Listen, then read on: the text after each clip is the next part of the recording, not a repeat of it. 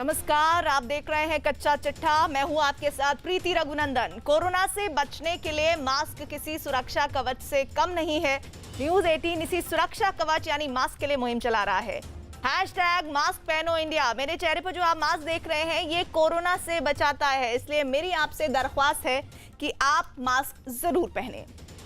चलिए बात करते हैं एक ऐसी अंतर्राष्ट्रीय खबर की जहां पर कुछ सुकून की जानकारियां आई हैं सामने। इजराइल और फिलिस्तीन उग्रवादी गुट हमास के बीच सीजफायर लागू हो गया है। इस संघर्ष विराम के ऐलान के बाद गाजा पट्टी में फिलहाल अमन है। आधी रात के बाद और सुबह का सूरज निकलने से पहले गाजा पट्टी के इलाके में 11 दिनों में पहली बार चीख और मातम नहीं सुनाई दिया, बल्कि जश्न का शोर फिजाओं में तैर रहा था। दुनिया ने भी राहत की सांस ली है, क्योंकि हालात लगातार बेकाबू होते जा रहे थे और ताकतवर मुल्क दो धड़ों में बंटना शुरू हो गए थे। लेकिन सवाल यह है कि क्या यह शांति लंबे समय तक बरकरार रह पाएगी।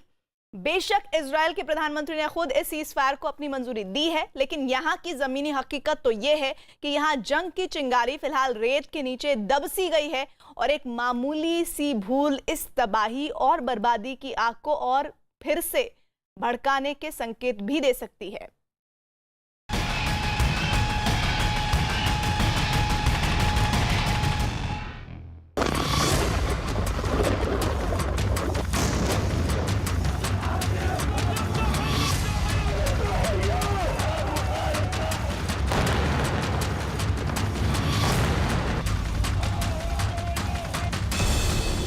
इससे पहले हम आपको गाजा पट्टी का ताजा सूरत हाल दिखाएं और बताएं।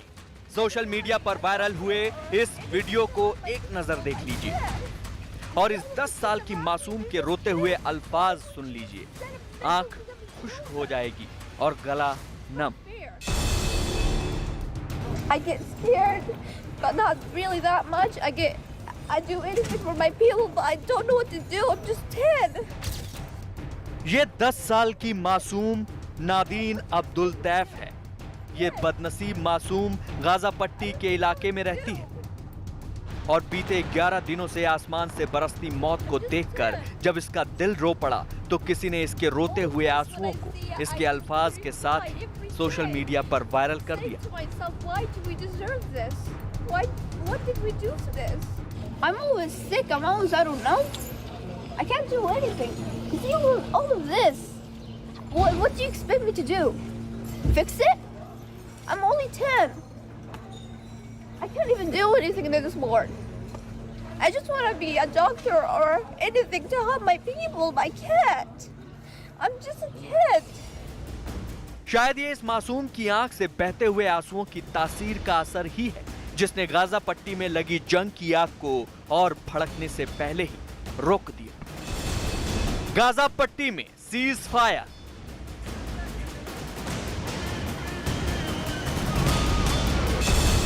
ग्यारह दिनों के बाद संघर्ष विराम।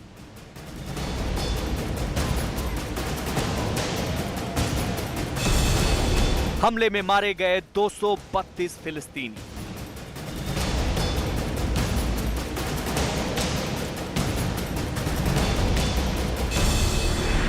पूरे 11 दिन के बाद जिंदगी और मौत की इस खूनी आंख मिचौली के बाद आखिरकार हमास के खून के प्यासे इजराइल ने अपने लड़ाकू विमानों पर लगाम लगा ली, अपनी तोपों के मुंह बंद कर दिए और अपनी सेना को नरसंहार करने से रोक लिया। गाजा पट्टी पर सीज फायर का ऐलान कर दिया। जवाब में हमास ने भी इस फैसले पर अपनी रजामंदी जाहिर की और तबाही बर्बादी की इस खौफनाक तस्वीर को और भी ज्यादा बदनुमा होने से रोक लिया। أن يكون هناك فقط مجرد أن يتوقف إطلاق النار. هناك عدوان إسرائيلي يجب أن يتوقف. في اليومين الماضيين بدأت تتبلور مجموعة من الأفكار تقود إلى هذا الاتجاه. أستطيع القول أنه بدأ شكل من الاتفاق مع الوسطاء وليس مع الجانب الإسرائيلي أنه لابد من توقف العدوان الإسرائيلي في القدس، لابد من توقف العدوان الإسرائيلي على قطاع غزة، ولا بد أن يكون وقف الأعمال العسكرية متزامنا بين الطرفين. هذا التصور المبدئي لما وصلت إليه جهود الوساطة التي أعتقد أنها ربما शुक्रवार की सुबह करीब 2 बजे इजराइल की कैबिनेट ने आपसी रजामंदी और बिना शर्त के सीज फायर के फैसले पर मुहर लगाई और उसके बाद हमास ने भी इस सुलह पर अपनी रजामंदी की तस्दीक कर दी। इस खबर के बाहर आते ही तबाही और बर्बादी के मलबे में तब्दील हो चुके गाजा में जश्न का माहौल नजर आने लगा। शुक्रवार की सुबह सूरज निकलते ही लोग अल अक्सा के परिसर में इकट्ठा होकर जश्न मनाते दिखे और जंग थमने की खुशी को उन्होंने अपने ही अंदाज में जाहिर किया। نحتفل الآن بهذا النصر، نحتفل الآن بهذا النصر ليسمع العالم لماذا نحتفل اليوم، لماذا نخرج فرحين مبتهجين، لأنه حدثت متغيرات كثيرة. أراد العدو الصهيوني أن يفرض وقائع في القدس والشيخ جراح وفي بلادنا فلسطين، فانتفضت فلسطين من بحرها. 11 दिनों तक दोनों देशों में चले खूनी खेल के बाद सीज फायर की घोषणा पूरी दुनिया के लिए राहत का सवेरा लेकर आई, क्योंकि इजराइल के हमले और हमास के जवाबी हमलों से हालात कुछ इस कदर नाजुक होने लगे थे कि इस जंग के विश्व युद्ध में बदलने की आशंका लगातार तेज होने लगी थी। दो देशों के इस जंग में तुर्की, रूस और अमेरिका के भी कूदने के आसार बनने लगे थे। हालांकि अमेरिका ने अब भी इजराइल के ही हक में खड़े रहने का खुलेआम ऐलान किया है। In his most recent call with Prime Minister Netanyahu yesterday, President Biden communicated that we continue to stand by Israel's right to defend itself, that we believe Israel is now in a position to begin winding down the conflict, and we expect a significant de-escalation to begin. In the hours and days ahead, we will continue to relentlessly push for peace.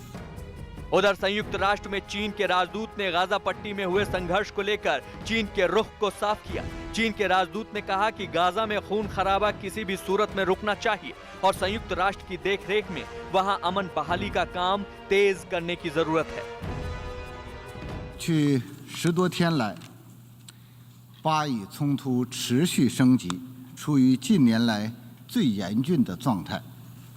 中方对形势发展表示严重关切，敦促国际社会采取紧急行动，结束当前危机，防止局势滑向全面失控。 इस बीच Gaza से कुछ राहत भरी खबरें तस्वीरों की शक्ल में सामने आई, क्योंकि इस जंग की वजह से करीब 58,000 फिलिस्तीनियों को अपने अपने घरों को छोड़कर जाना पड़ा। अब एक बार फिर वो शरणार्थी शिविरों को छोड़कर अपने अपने घरों की तरफ लौटते दिखाई दिए।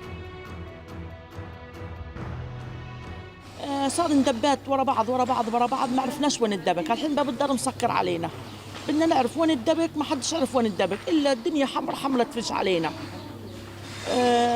لما تفش حمرة الدنيا نحس الدول هيك تلخلخن فينا، وهالصغار يصرخ ويصوت وش يكبر وش يصيح وش يصرخ.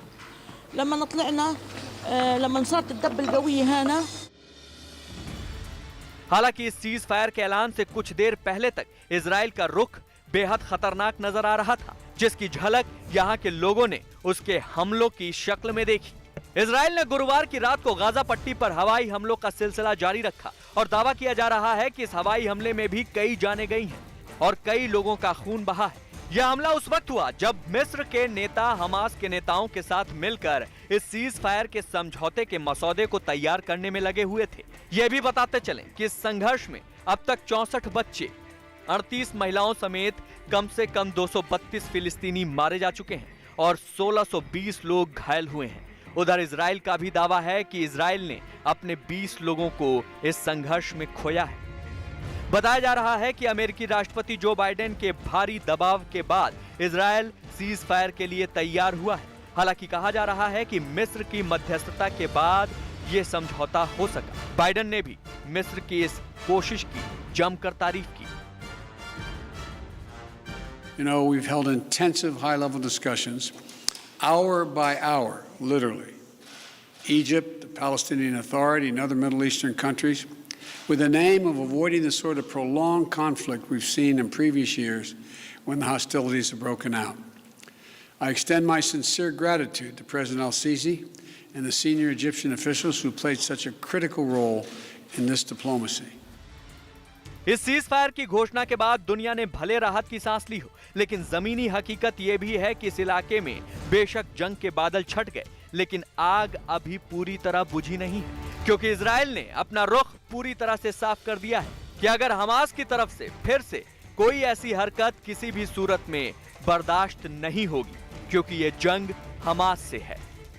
This is not a war between Israel and the people of Gaza. No.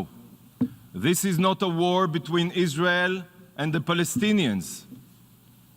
This is a war only between Israel and Hamas. We will never apologize for defending our citizens. बहरहाल गाजा पट्टी में शुक्रवार की सुबह से कोई धमाका नहीं हुआ। अलबत्ता लोगों के जश्न मनाने की तस्वीरों ने सामने आकर यह राहत जरूर दे दी है कि जमीन के इस हिस्से में लगी जंग की आग शायद बुझ गई है, लेकिन अभी आग का धुआं पूरी तरह से शांत नहीं हुआ है। अब दुनिया की निगाह इसी तरफ लगी है कि किसी भी सूरत में ये आग फिर किसी वजह से न भड़क जाए, क्योंकि ऐसी सूरत में दुनिया तबाही की कगार पर पहुंच जाएगी।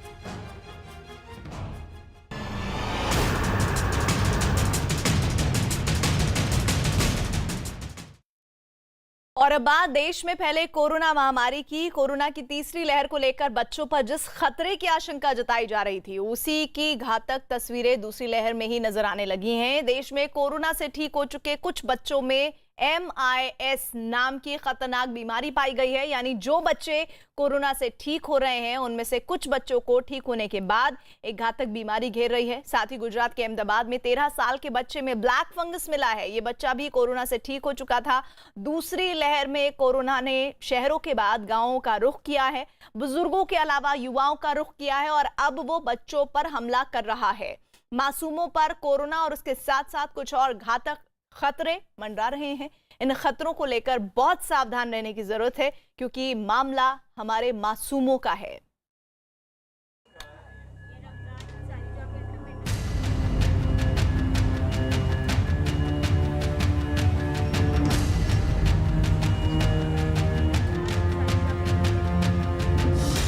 कोरोना कहर के बीच 3 चुनौतियां। कोरोना वायरस को लेकर देश एक दो नहीं बल्कि 3 बड़ी चुनौतियों का सामना कर रहा है। तीसरी लहर से पहले जो तस्वीरें नजर आ रही हैं, वो काफी हैरान करने वाली हैं।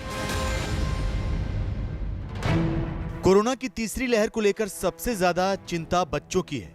इसके लिए महाराष्ट्र, राजस्थान, यूपी समेत कई राज्यों ने तैयारियां शुरू कर दी हैं। दूसरी चुनौती यह है कि बच्चों में कोरोना से ठीक होने के बाद MIS यानी मल्टी सिस्टम इन्फ्लेमेटरी सिंड्रोम का खतरा देखा जा रहा है। इसके बारे में आपको आगे बताएंगे। साथ ही कोरोना को लेकर तीसरी बड़ी चुनौती है ब्लैक फंगस को कंट्रोल करना, क्योंकि देश भर में इसके मरीज तेजी से बढ़ रहे हैं। अब सबसे पहले आपको बताते हैं कोरोना वायरस को लेकर बच्चों में सबसे नई और घातक बीमारी के लक्षण। कोरोना से ठीक हो रहे लोगों में ब्लैक फंगस का खतरा तेजी से बढ़ रहा है। इस बीच राजस्थान के अंदर कोरोना से ठीक हो चुके बच्चों में मल्टी सिस्टम इन्फ्लेमेटरी सिंड्रोम देखा गया। इस बीमारी के कई लक्षण हैं। राजस्थान में करीब 100 बच्चों में इस बीमारी के लक्षण देखे गए, यानी कि कोरोना की तीसरी लहर से पहले बच्चों पर बड़ा खतरा मंडरा रहा है। MIS यानी मल्टी इन्फ्लेमेटरी सिंड्रोम, इसमें कई तरह के लक्षण देखे जाते हैं। बच्चों को 3 दिन तक तेज बुखार रहता है, शरीर पर लाल चकत्ते पड़ जाते हैं, आंखें लाल हो जाती हैं, लगातार पेट दर्द और उल्टी होती है, ब्लड प्रेशर कम होने लगता है, सांस तेज चलने लगती है, दिल की धड़कन तेज हो जाती है, पेशाब का रंग लाल हो जाता है। मल्टी सिस्टम इन्फ्लेमेटरी सिंड्रोम है, वो साधारण कोविड से भी ज़्यादा खतरनाक है बच्चों के लिए, और उसका मुख्य कारण ये है कि ये शरीर के अंदर इन्फ्लेमेशन अनचेक्ड करता है, और ये इन्फ्लेमेशन जब अनचेक्ड रहता है तो ये बच्चे के दिल के ऊपर असर करता है, शॉक में चला जाता है, खून का सर्कुलेशन बंद कर देता है, साथ ही कोएगुलोपैथी यानी कि खून में थक्के बनना, और वो थक्के शरीर के दूसरे ऑर्गन्स को डैमेज करने लगते हैं। कोरोना से पीड़ित बच्चों के इलाज में जुटे डॉक्टर्स का कहना है कि कोविड से ठीक होने के कुछ समय बाद कुछ बच्चों में मल्टी सिस्टम इन्फ्लेमेटरी सिंड्रोम पाया गया है। राजस्थान में इस बीमारी से करीब 100 बच्चे पीड़ित हैं। सबसे ज्यादा 25 बच्चे जयपुर में हैं। जोधपुर में 13 बच्चे इस बीमारी से पीड़ित पाए गए हैं। राजस्थान के कुछ और शहरों में भी ऐसे केस पाए गए हैं। डॉक्टर्स के मुताबिक ये बीमारी कोरोना से ठीक हुए बच्चों में 1 से 1.5 महीने में देखने को मिल रही है।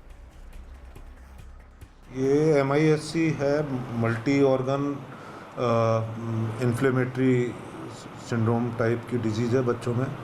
इसके अंदर बॉडी के बहुत सारे अंग एक साथ इन्वॉल्व हो सकते हैं और सिम्टम्स इनके कोविड लाइक होते हैं और इनमें कोई ना कोई कॉन्टैक्ट की हिस्ट्री होती है। तो बेसिकली इनका ट्रीटमेंट कोविड की तरह ही किया जाता है, साथ में डिजीज़ किस तरह की है उसके हिसाब से इसका ट्रीटमेंट किया जाता है। जयपुर में बच्चों के हॉस्पिटल JK लोन में इस बीमारी से पीड़ित 4 बच्चे भर्ती हैं, जिनमें से एक ICU में है। डॉक्टर्स का दावा है कि इस बीमारी के लक्षण ब्रिटेन में मिली कावासाकी बीमारी से मिलते जुलते हैं, लेकिन अभी साफ तौर पर कुछ भी नहीं कहा जा सकता।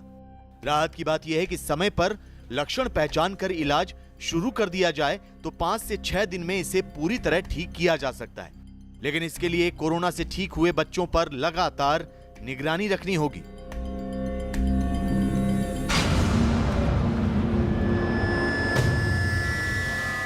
कोरोना महामारी के साथ साथ ब्लैक फंगस की मुसीबत अब बच्चों में दिखने लगी है। अहमदाबाद में ब्लैक फंगस का पहला मामला सामने आया है। यहाँ एक निजी हॉस्पिटल में कोरोना का इलाज कराने के बाद बच्चे की रिपोर्ट नेगेटिव आई तो कुछ दिनों बाद उसमें ब्लैक फंगस की पुष्टि हुई। मासूम की जान बचाने के लिए उसकी आंख के नीचे ऑपरेशन करके ब्लैक फंगस निकाला गया। अहमदाबाद के एक निजी हॉस्पिटल में बच्चों में ब्लैक फंगस के मामले ने सबको हैरान कर दिया। डॉक्टर्स की चिंता भी बढ़ गई है क्योंकि गुजरात में ब्लैक फंगस के केस बहुत ज्यादा हैं। डॉक्टर्स के मुताबिक 13 साल का बच्चा कोरोना से संक्रमित हो गया था, लेकिन इलाज के बाद वो स्वस्थ हो गया। हालांकि कुछ दिनों बाद उसे आंखों के नीचे दर्द की शिकायत रहने लगी, जिसके बाद जांच में ब्लैक फंगस की पुष्टि हुई है। डॉक्टर्स की टीम ने ऑपरेशन करके बच्चे को बचा लिया है, लेकिन वो इस केस पर रिसर्च भी कर रहे हैं। पहला केस हमने देखा है, तो उससे हमारी ये धारणा भी टूट गई है कि म्यूकोरमाइकोसिस बच्चों में नहीं होगा, ये भी हमने देख लिया है। जिस तरीके से हमें एडल्ट्स के अंदर बहुत सारे केसेस देखने को मिल रहे थे म्यूकोरमाइकोसिस के, हमने बहुत सारे कॉम्प्लिकेशंस भी देखे। यही सारी चीज़ बच्चों में भी संभव है, ये इस केस ने साबित कर दिया है। ऑपरेशन हमारी सर्जिकल टीम ने किया था। ऑपरेशन डेफिनेटली जटिल था क्योंकि बच्चे का साइनस की सर्जरी हुई, उसका तालू निकाला गया और उसके राइट साइड के ऊपर के दांत निकाले गए। ये लंबा कठिन जटिल ऑपरेशन था और उससे भी दुखदायी बात यह है कि बच्चे के लगभग 1/4 दांत निकाल देने पड़े।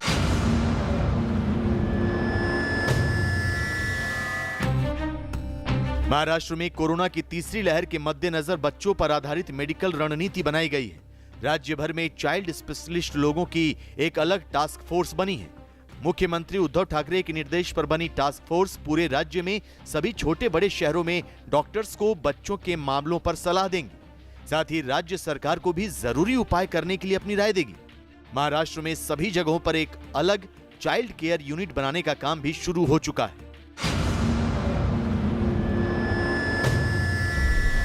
मुंबई में कोरोना से बच्चों को बचाने के लिए 1 साल से 15 साल तक बच्चों के लिए किड्स स्पेशल वार्ड तैयार किए जा रहे हैं। मुंबई के जोगेश्वरी में चल रहे कोविड सेंटर में एक फ्लोर सिर्फ बच्चों के लिए डिजाइन किया गया है।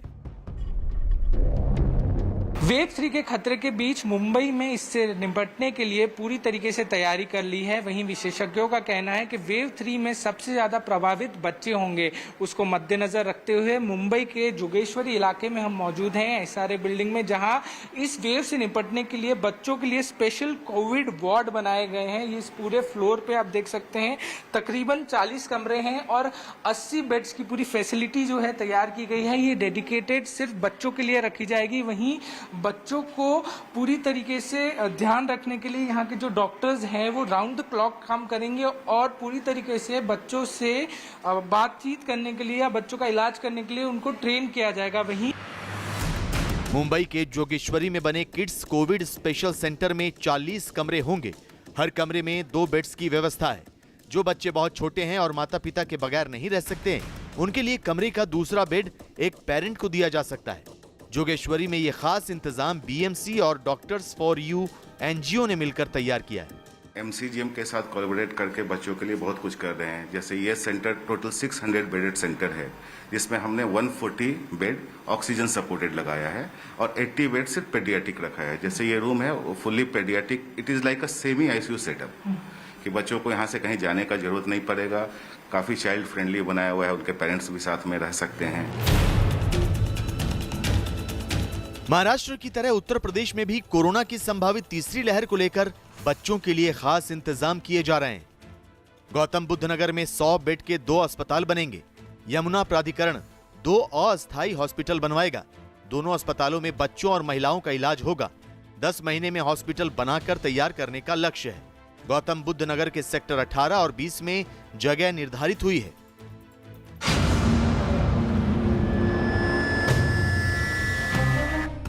कोरोना के खिलाफ लड़ाई में sir HN Reliance foundation hospital ने एक बार फिर अहम भूमिका निभाई है। रिलायंस फाउंडेशन की ओर से वर्ली में national sports club of India में 650 बेड वाला हॉस्पिटल चलाया जा रहा है।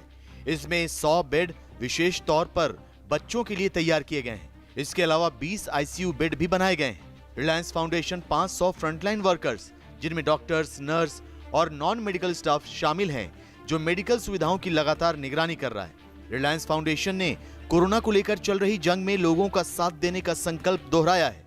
रिलायंस फाउंडेशन की चेयरपर्सन नीता अंबानी ने कहा है,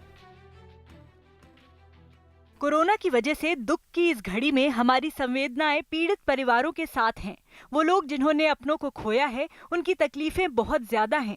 हम कोविड-19 के खिलाफ इस लड़ाई में वो सब कुछ करेंगे जिससे देश मजबूती के साथ इस हालात का मुकाबला कर सके।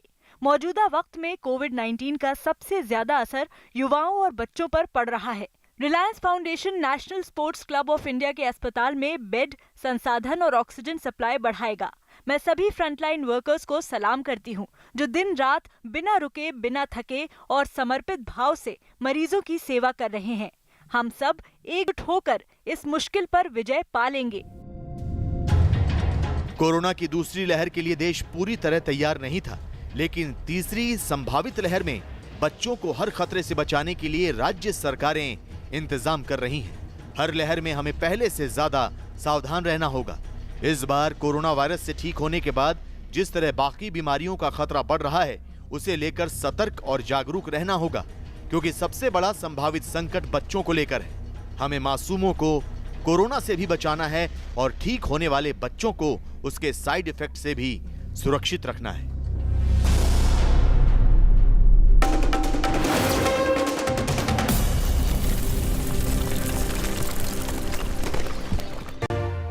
तो हमारी